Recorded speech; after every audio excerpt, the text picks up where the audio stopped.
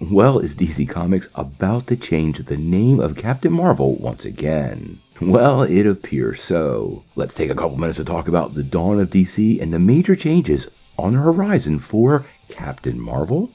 Well, as many of you know, if you're a long-term fan of DC Comics, you know Shazam, aka Captain Marvel, has a really weird place in DC history. He was originally part of the Fawcett Comics world, well, until DC Comics sued him for being too close to Superman and had him pulled from the shelves. Now, the character returned in the 1970s to DC Comics, ironically, but there's always been a problem. In his original form, he was called Captain Marvel, and unfortunately, by the time DC Comics had brought the character back to life, Marvel Comics was holding the trademark for the name. Now, what this really means is a little bit of legal wrangling, but the shortest and easiest to understand version is they're free to call him Captain Marvel in the books, just not in the title of the books. As many of you know, the Wizard was always called Shazam, but DC changed that name a few years back during one of their reboots to avoid confusion with new fans, but for many people, well, it has never set right. Now, the character is more mainstream than ever, and he's currently about to get his second movie. He's also playing a huge part in the Dawn of DC,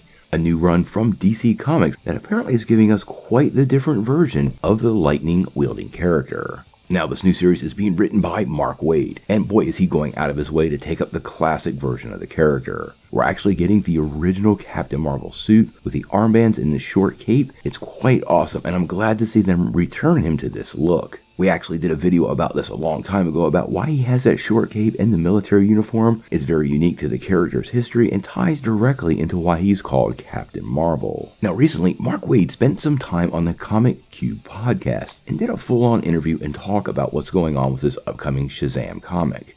I've linked it down below. If you're a fan of the character, you should totally listen to the whole interview. Now in this new run of Shazam, Waid is renaming the character to the Captain. Now, he makes it really clear he has always been Captain Marvel to him, but there's the obvious issues with naming him Captain Marvel, and it seems like DC is moving a little bit in that direction. Now, Waid does explain the name now deviates from a maritime accident that leaves Billy Batson's alter ego soaking wet. At this point, both Freddy and Mary, who are apparently also in superhero form, kind of start to rib him about being the captain, and apparently it sticks. Now, Waid does go on to say that this is being done really to avoid the discussion and confusion surrounding the magic word. As many of you know, in the recent years, people have been wondering how Billy Batson actually says his own name without transforming. This has led to an even more contorted response, which has suggested he has to say it with intent, which, quite honestly, is even more confusing to fans. Now, as a fan of the character for a really long time, this is awesome news.